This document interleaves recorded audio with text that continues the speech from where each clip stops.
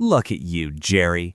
You skipped family vacations, you kissed up to a boutique salesman for 3 years, and you just dropped 50 grand on a heavy circle of Swiss steel. And for what? So you can feel like James Bond while waiting in line at Starbucks? It's an investment, Crow. It's a masterpiece of microengineering. It's a tragedy, Jerry. You just paid the price of a luxury car to know what time it is, in a world where your phone, your microwave, and your smart fridge give you the exact same information for free. You didn't buy a masterpiece, you bought an entry ticket to a global support group for fragile egos. Today, we're going to expose how an entirely bankrupt industry panicked, changed the rules, and turned you into their personal ATM. Welcome to the Swiss Watch Cartel. Let's rewind the server back to the early 1900s.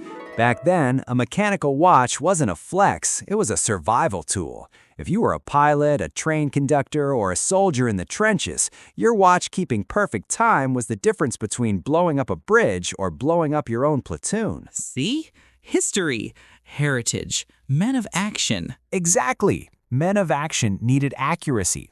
Swiss watchmakers were basically the tech bros of the 1950s. They competed on who could make the sharpest, most indestructible hardware. If a watch lost 3 seconds a day, it was garbage. It was a race for absolute precision. But then, the 1970s hit, and the Swiss encountered a boss they couldn't defeat, the Japanese.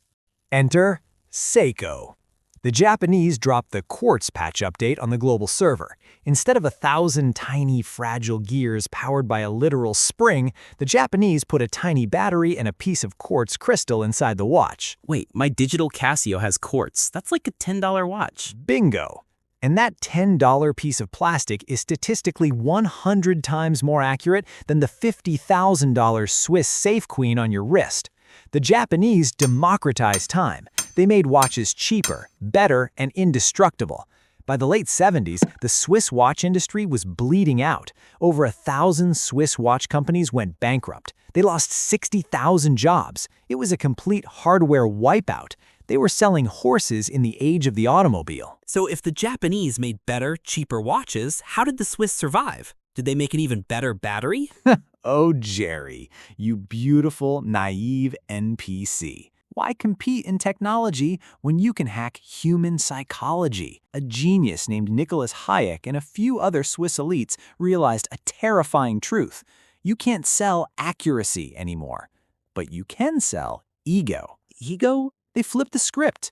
They stopped calling their watches tools and started calling them luxury heritage artifacts.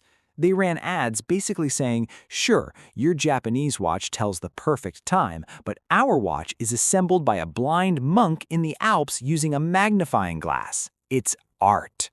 They took their biggest weakness, the fact that mechanical watches are obsolete and slightly inaccurate, and marketed it as soul. Okay, but they are rare. That's why I had to wait 3 years and buy 2 ugly gold necklaces for my wife before the dealer even let me look at the steel sports model. Jerry, the waitlist is the greatest psychological torture device ever invented for rich people. Rolex makes an estimated 1 million watches a year. 1 million! They are mass-produced in automated factories that look like spaceship hangars. There is no shortage of steel. There is no shortage of gears. Then why are the shelves empty? Because empty shelves make you desperate. It's the velvet rope trick. If they put the watches in the window, you'd realize it's just a mall store. By hiding them in the back safe, they make you feel like you're applying for a secret society. They literally train their salespeople to reject you so that when they finally say yes, you feel chosen. You're thanking them for letting you spend your own money. It's financial Stockholm syndrome. But the craftsmanship, they carve every gear by hand. It's completely in-house. In-house, my favorite buzzword. Jerry, most of these luxury brands buy their dials from China, their springs from a monopoly conglomerate called Niverox, and use CNC robots to stamp out thousands of cases an hour. The artisan is just a guy named Sven pressing the on button on a 5-ton laser cutting machine. But put a Swiss flag on it, and suddenly that machine-stamped steel is worth its weight in uranium. And here is the absolute crown jewel of this hustle, the gray market.